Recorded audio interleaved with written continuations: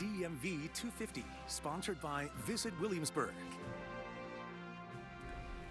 In 2 weeks, America marks 72 years since the Supreme Court decisions that ended legal segregation in the nation's public schools. But decades earlier, a quiet revolution was already underway across the South by an unlikely partnership working to educate black children in America.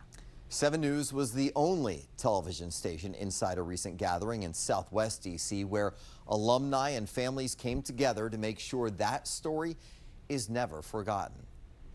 Lift every voice and sing till earth and heaven ring. At a church in Southwest D.C., a community gathers to honor 2 men history nearly left behind. Booker T. Washington, born into slavery in Virginia, who became an author, educator, and founder of Tuskegee Institute, now known as Tuskegee University, one of the most respected black educational institutions in the country. And Julius Rosenwald, CEO of Sears, Roebuck and Company, the son of German Jewish immigrants who arrived in Baltimore with $20 and a dream. This collaboration between Julius Rosenwald and Booker T. Washington, it wasn't in my history books when I was growing up, but it should have been. Inside that church, dozens listened as leaders bore witness to how Washington and Rosenwald quietly set in motion a movement in the shadow of extreme racial violence that neither man would live to see fully realized. At the turn of the 20th century, Jim Crow laws made education for black children in the South separate and profoundly unequal, designed to fail them. I grew up in Orangeburg, South Carolina.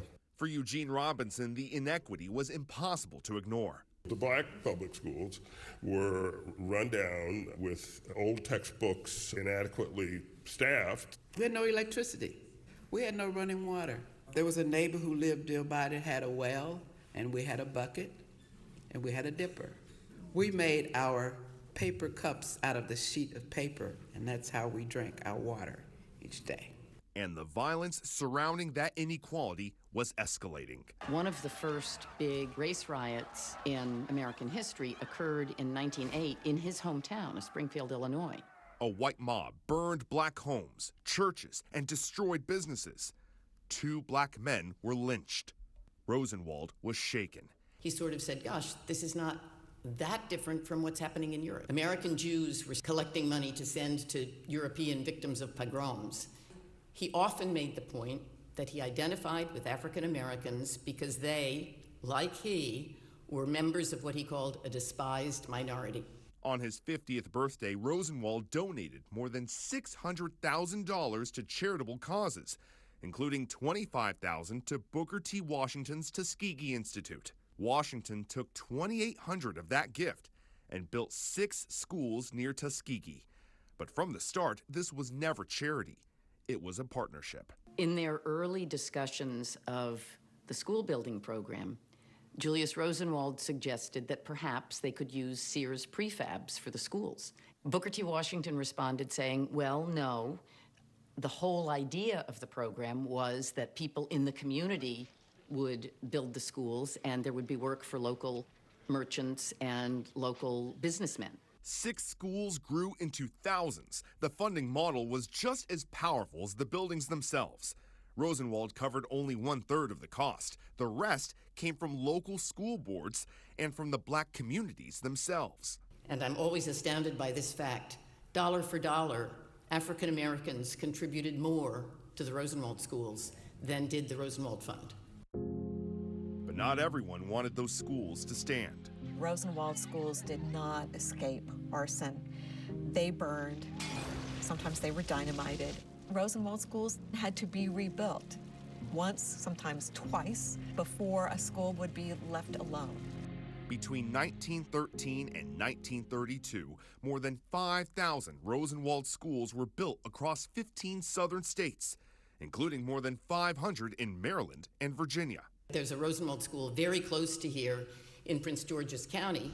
The Ridgely School was named for Mary Eliza Ridgely, who in 1920-something gave land to build the school on, and her granddaughter became a student at that school and then principal of that school. At their peak, 1 in 3 black children in the South walked through their doors, roughly 600,000 students in all.